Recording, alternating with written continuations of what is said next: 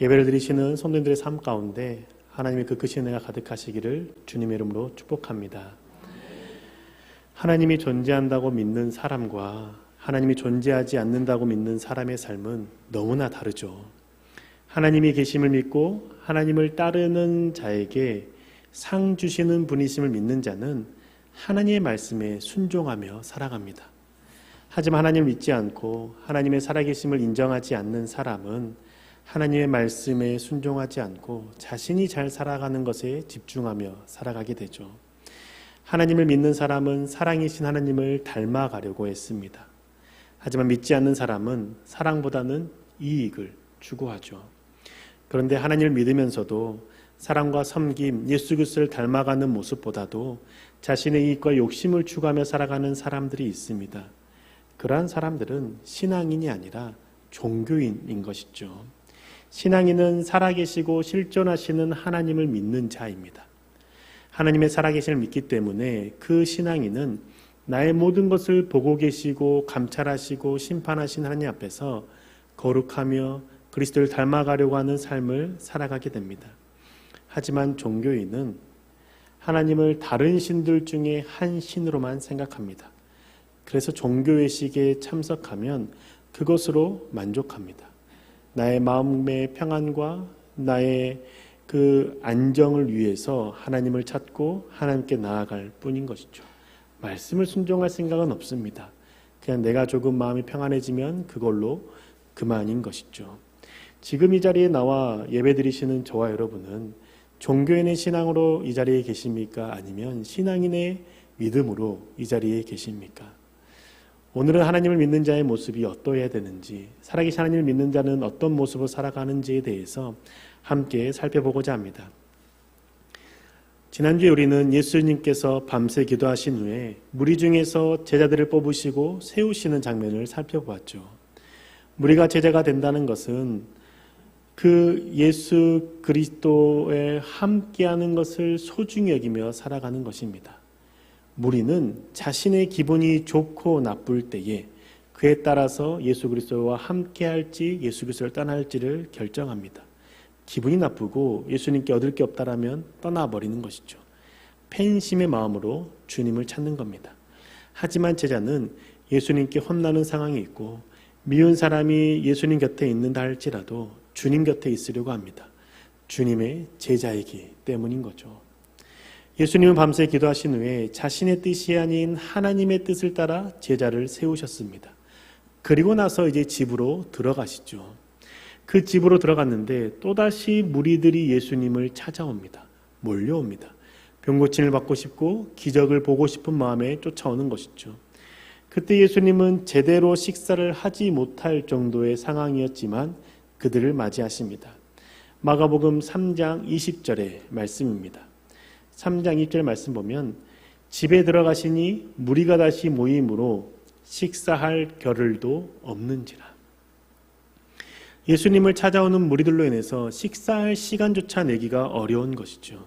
그런데 예수님은 그들이 자신의 필요를 따라 왔다 할지라도 그들을 쫓아내지 않습니다.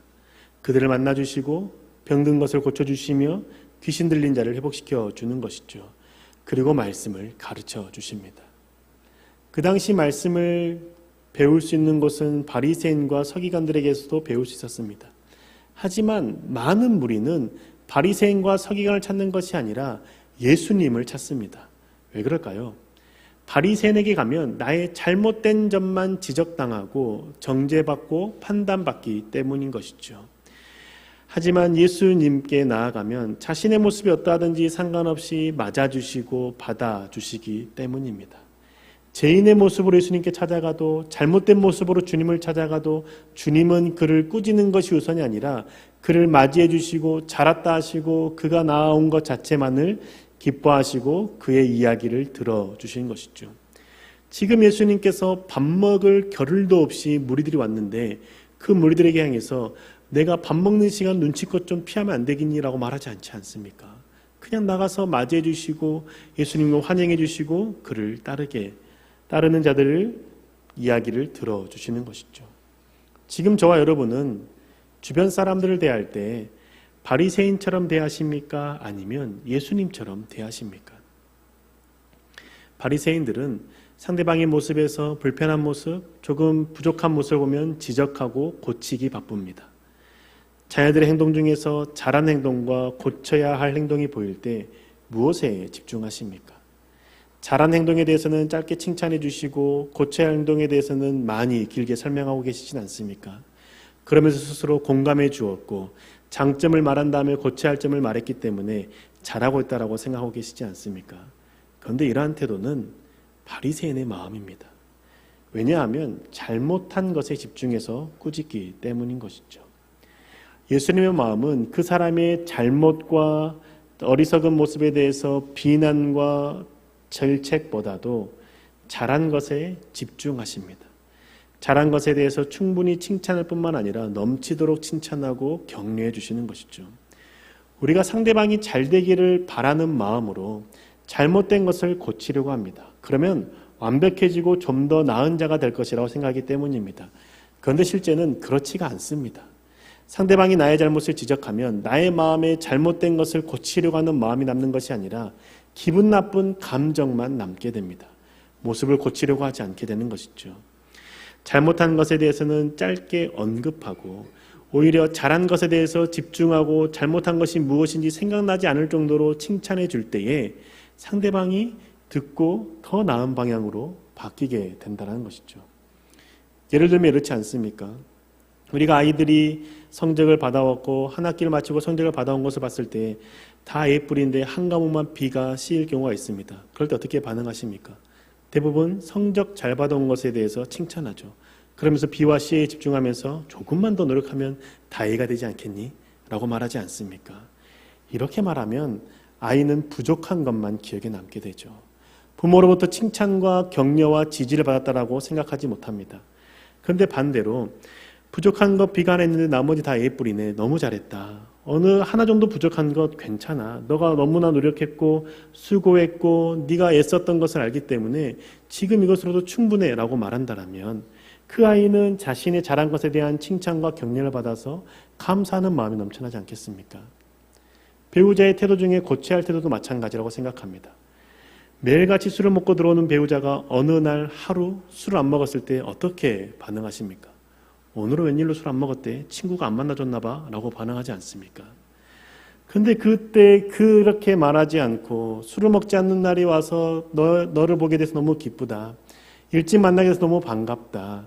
이러한 마음으로 상대방에 대해서 칭찬해주고 좋은 마음으로 대해주면 그 상대방이 그 좋은 감정이 남아서 다시 다음 날에도 멀리하고 일찍 들어오지 않겠습니까? 근데 이게 어떻습니까? 어렵죠. 얼마나 어려운 줄이 너무나 잘 알지 않습니까? 왜 어렵습니까? 기본적인 관계가 깨어져 있었기 때문입니다. 상대방에 대한 좋은 감정이 남아있지 않은 상태에서 그 한 번의 변화는 나의 마음을 감동시키지 못한다는 것이죠. 매일 술을 먹고 오는 모습에 지쳤던 것이고 여러 번 말을 해도 들어주지 않는 그 태도의 마음이 이미 상했던 겁니다. 이미 상한 마음이 있는데 그 상대방이 조금 잘해주는 모습 보인다고 해서 그 상한 마음을 억누르고 좋은 감정을 낼 수 있을까요? 인간은 불가능하죠. 그렇기 때문에 그 마음이 그 태도가 조금 좋아 보여도 비아냥거리게 되고 비꼬는 태도로 나갈 수밖에 없는 것이죠. 그런데 그때 필요한 마음이 예수님의 마음입니다.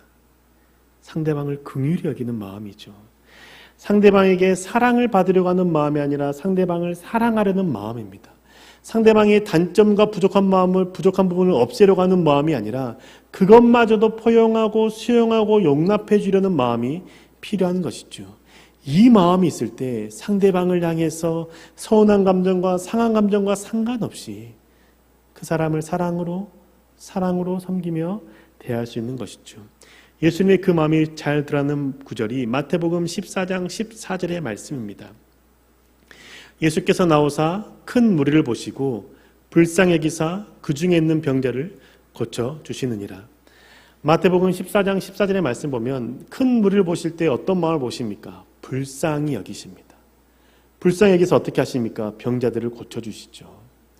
그 병자들이 주님께 나왔을 때에 왜 자꾸 나오니? 나의 시간은 생각지도 않니? 라고 말하지 않습니다. 부족한 모습을 질책하지 않습니다. 그럼에도 불구하고 그들이 나온 것에 대해서 기뻐하고 그들의 모습에 대해서 불쌍히 여기셔서 그들을 고쳐주신 것이죠.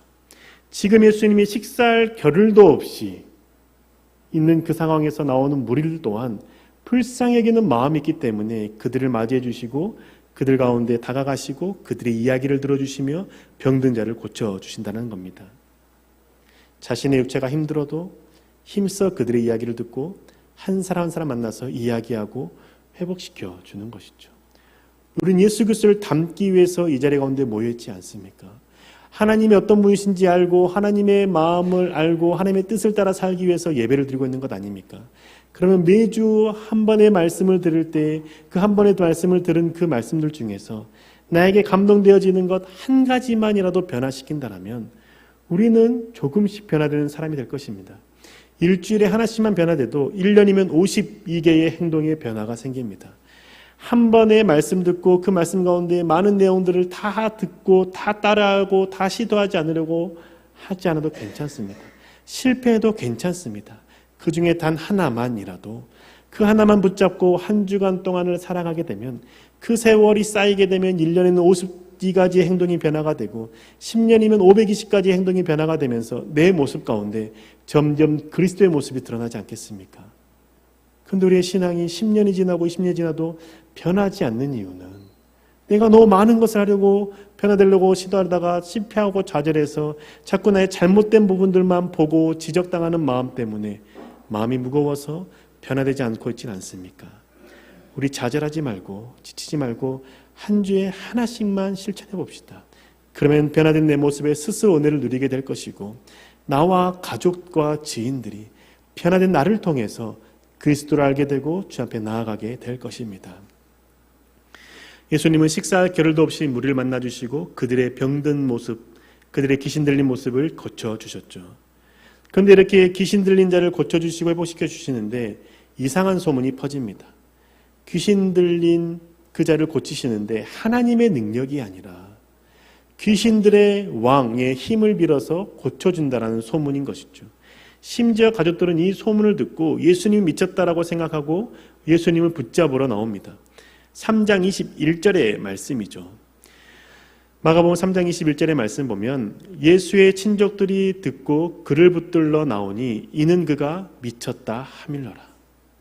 예수가 미쳤다라고 생각하고 예수님을 붙잡으려고 나옵니다. 그리고 예루살렘에 있었던 바리새인들과 유대인들은 예수가 그 귀신의 힘을 빌려서 쫓아낸다는 소문을 듣고 갈릴리까지 쫓아오게 된다는 것이죠. 어떻게 예루살렘에서는 예수님의 그 능력이 귀신의 힘을 빌어서 쫓아내는 능력이라고 생각했을까요? 그 이유는 예수님께서 안식일에 귀신 들린 자를 고쳤기 때문입니다. 안식일에는 쉬어야 되고 안식일에는 병든 자를 고치지 않는 것이 유대인, 바리새인과 서기관들의 믿음이었습니다. 그들은 말씀을 연구하고 믿는 이들이기 때문에 안식일에 귀신 들린 자를 회복시키는 것은 하나님의 역사가 아니라고 해석했습니다. 그렇게 믿고 그렇게 이해해야만 자신들의 믿음이 틀린 게 아니라 맞는 것이 되기 때문인 것이죠. 그래서 사람들이 안식일에 귀신 들린 자를 고쳤던 예수님에 대한 소문을 듣고 예수님이 하나님의 능력이 아니라 귀신의 힘을 빌려서 고치는구나라고 생각했던 겁니다. 그 당시에는 주술의 힘을 빌려서 귀신을 쫓아내는 의식들이 있었기 때문인 것이죠. 자신의 믿음이 맞다라고 생각하기 때문에 예수님의 그 능력을, 예수님의 그 믿음의 행위들을 잘못됐다라고 판단하고 있는 바리새인의 모습이 우리 가운데 있지 않습니까? 내가 틀리지 않고 나의 믿음이 맞았다라고 주장하기 위해서 상대방의 신앙과 믿음, 그 상황에 대해서 부정적으로 판단하고 정죄하고 계시지 않습니까? 그러한 인물이 성경에서 대표적인 인물이 욥의 세 친구들입니다. 욥은 풍족하게 살았고 부자였죠. 그런데 어느 한순간 자녀들이 다 죽습니다. 어느 한순간 자신의 모든 재산이 잃어버리게 되고 도둑맞게 됩니다. 가난한 자가 된 것이죠. 그뿐만 아니라 건강했던 그의 육체가 질병에 걸려서 매일같이 기왓장을 깨트려진 기왓장으로 자신의 몸을 긁어야만 할 정도로 힘든 시기를 보냈습니다. 그 소식을 세 친구들이 듣고 왔죠. 그리고 어떻게 했습니까? 네가 지금 죄를 지었기 때문에 고난 가운데 있다라고 판단했습니다. 하나님은 공의로우신 분이시기 때문에 너가 죄를 용서받고 회개해야만 하나님 앞에서 이 고난이 사라지게 되고 다시 복을 누리게 될 것이다 라고 말했던 것이죠. 지금 너에게 고통을 주신 하나님은 너의 죄에 대해서 물으신 하나님이라고 말했던 겁니다. 그들의 신앙관은 권선징악의 신앙관이었습니다. 그 권선징악의 신앙관으로 욥의 고난을 해석했고 조언했고 판단했던 것이죠. 이 말을 들은 욥은 더 고통스러웠습니다. 친구라는 자들이 위로하는 것이 아니라 자신의 행위, 자신의 삶이 어떤지 제대로 알지 못하면서 지금의 상황만을 가지고 판단하고 정죄하는 것에 너무 고통스러웠던 것이죠. 욥이 어떻게 살았습니까? 하나님 앞에서 알지 못하고 있는 지은 죄에 대해서도 회개하는 마음으로 주님께 번제를 드리면서 내가 알지 못하고 지은 죄 또한 용서해달라고 구한 자이지 않습니까? 심지어 자신의 재산을 잃고 자녀가 죽은 그 상황 가운데에서 또한 건강을 잃어버린 그 상황 가운데에서 하나님께 고백하기를 내게 주시는 분도 하나님이시고 거두어 가시는 하나님이시다라고 고백했던 욥이지 않습니까? 그런데 욥의 세 친구는 자신의 기준으로 욥을 판단하고 정죄했던 것이죠. 조언했던 것이죠. 우리의 마음에 욥의 세 친구와 같은 내가 옳다라는 기준, 내가 맞다라는 그 마음으로 판단하고 조언한 적은 없습니까? 우울함 때문에, 공황장애 때문에 가족이나 교우가 힘들어하는 그 상황 가운데 기도하지 않았기 때문에 그렇다고 말하지는 않습니까? 기도하면 우울증이 낫고 기도하면 공황장애가 사라지고 금방 회복된다라고 하면서 기도하면 괜찮다라고만 조언하고 계시진 않습니까? 또 갑작스러운 고통 가운데 있는 자에게 너가 하나님의 죄를 지어서 그런 벌을 받는다라고 말씀하신 적은 없으십니까? 자녀의 문제로 마음이 괴로운 교우에게 너가 자녀의 마음을 알아주지 않았고 자녀가 어렸을 때 상처 줬기 때문에 그 죄값을 지금 치르고 있는 거라고 말하며 그의 삶을 판단하고 계시지 않습니까? 왜 고난의 원인을 자꾸 상대방의 행동에 대해서 찾으려고 하십니까? 이렇게 찾는 이유는 권선징악의 신앙관 때문이지 않습니까? 하나님을 잘 믿으면 복을 받고 하나님을 잘 못 믿으면 저주와 고통을 받는다고 생각하고 계시지 않습니까? 하나님을 잘 믿으면 받는 그 복들이 아프지 않는 것, 잘 되는 것, 성공하는 것, 형통하게 되는 것이라 생각하지 않습니까? 그렇게 생각한다면 우리의 신앙은 살아계신 하나님 믿는 신앙이 아닙니다. A를 넣으면 A뿔을 주고 이게 하나님 믿는 신앙입니까? 살아계신 하나님을 믿는 신앙은 하나님이 나의 상황 가운데 어떨 때는 고통을 줄 수도 있고 어떨 때는 복을 줄 수도 있다는 것을 믿는 믿음인 것이죠. 그 복이라는 개념을 우리는 다시 새롭게 해야 됩니다. 그 복에 대한 개념에 대해서 이재철 목사님은 애프터 서비스라고 말하고 설명해 주셨습니다. 저는 이 말에 전적으로 동의합니다. 월요일 새벽의 말씀에서도 나눴지만 다시 한번 나누고자 합니다. 애프터 서비스가 무엇입니까? 자동차를 생산하는 업체가 있다면 그 자동차가 도로 위에서 잘 운행될 수 있도록 돌보는 게 애프터 서비스이지 않습니까? 핸들이 고장나면 핸들을 고쳐주는 게 애프터 서비스이고 브레이크가 고장나면 브레이크를 고쳐주어서 그 자동차가 흉기가 되지 않고 도로 위를 잘 달릴 수 있도록 하는 게 애프터 서비스이지 않습니까? 이러한 애프터 서비스가 하나님께서 우리 가운데 주시는 복이라는 겁니다. 무슨 말이냐면 하나님이 우리를 창조하시지 않았습니까? 창조하신 목적이 있지 않겠습니까? 자동차는 도로 위를 잘 달리는 게 목적이라면 우리 인간을 창조하신 하나님의 목적은 하나님을 경외하며 살아가는 것, 하나님을 찬송하며 살아가는 것, 하나님을 복음을 전하며 살아가는 것이 창조의 목적이지 않습니까?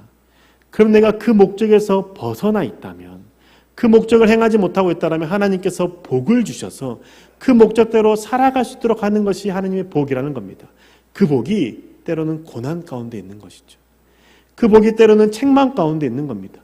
왜냐? 잘못된 것을 뜯어고치기 위해서 고통의 자리 가운데 넣어주는 것이죠.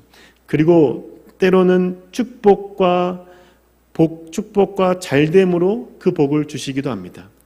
이러한 생각을 하게 된다면 내가 지금 죄를 짓지 않았음에도 불구하고 고난 가운데 있다라면 하나님께서 나를 창조하신 그 창조의 목적에 따라 살아가게 하시고자 나를 지금 다듬는 시간이라고 이해할 수 있는 것이죠.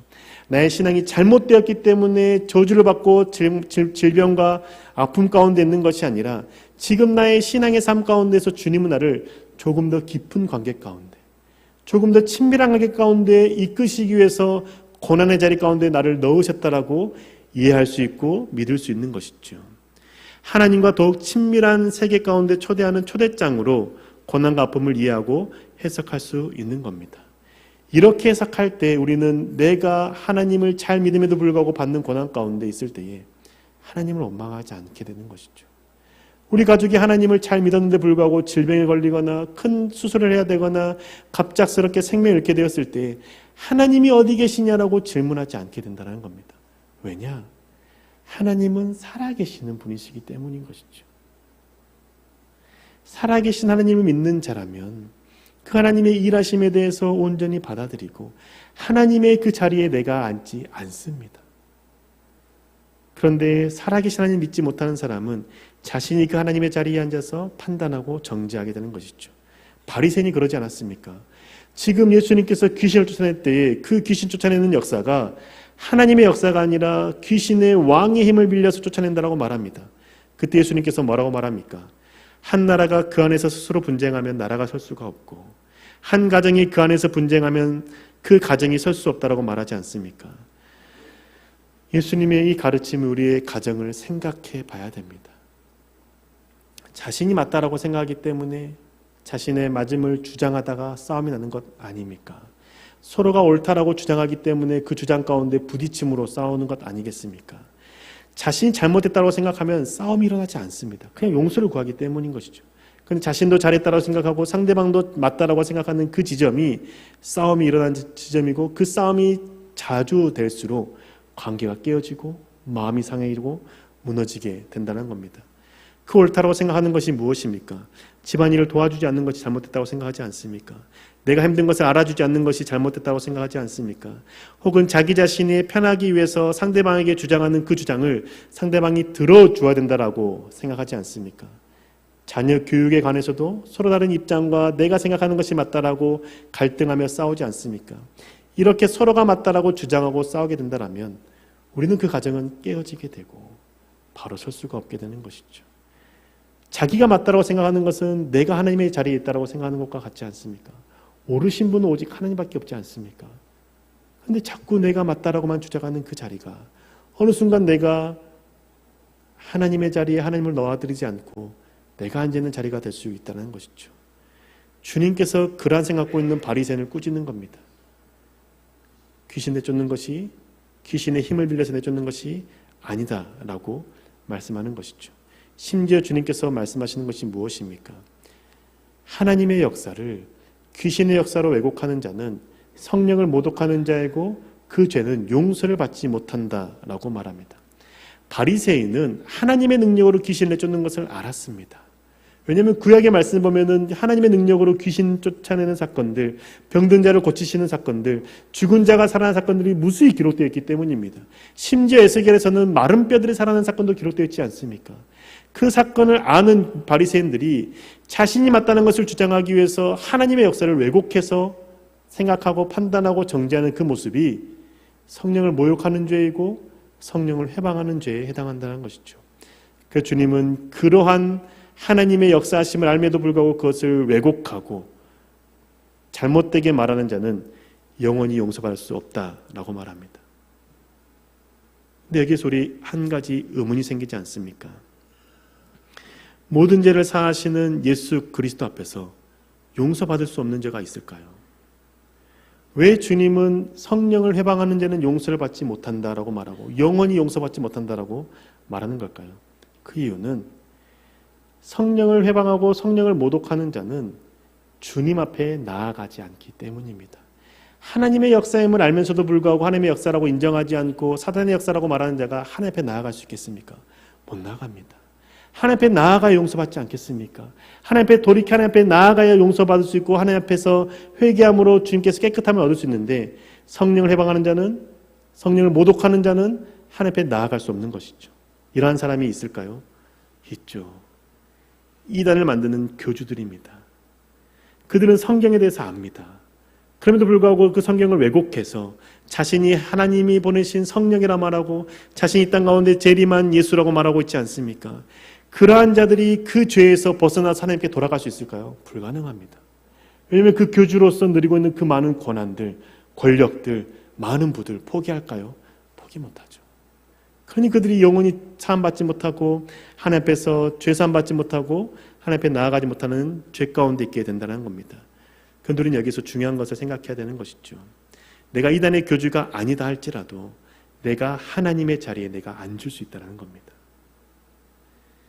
내가 하나님이라고 말하지 않고 내가 재림이스도라고 말하지 않아도 내가 하나님의 자리에 내가 하나님인 것처럼 앉을 수 있다는 것이죠.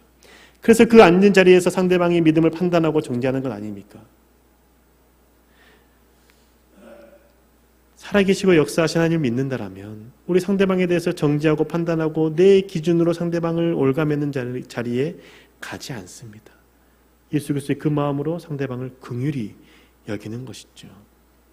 사랑하는 금산교회 교회 여러분, 살아계신 하나님을 믿는 신앙인으로 살아갑시다. 불쌍히 여기는 마음으로 그 주님의 마음을 갖는 자가 됩시다. 그리고 긍휼히 여깁시다. 상대방의 모난 부분에 초점을 맞추지 말고 상대방의 좋은 부분에 초점을 맞추고 나아가기를 소망하는 마음으로 그를 사랑하는 데 힘씁시다. 긍휼히 여기면 되는 것이죠. 그뿐만 아니라 내 신앙의 색깔, 내 신앙의 지식, 내 기준으로 상대방의 신앙을 판단하고 정죄하는 자가 되지 맙시다. 그게 내가 하나님의 자리에 앉는 것이고 그 순간이 내가 하나님을 모독하는 자리에 앉는 자가 될 수 있다는 것이죠. 그 자리에서 내려옵시다. 하나님께 맡겨드리고 우린 상대방을 용납하고 사랑하는 데 힘씁시다. 그 사람을 변화시키는 분은 주님이시고 주님께서 그 사람을 이끌어 가실 것을 믿는 믿음으로 나는 하나님의 그 믿는 믿음 안에서 상대방을 사랑하며 섬깁시다. 그러면 주께서 역사하실 것이죠. 온전히 예수 그리스도의 그 마음으로 하나님의 자리에 하나님께 내어드리는 저와 여러분 되시기를 주님의 이름으로 축복합니다.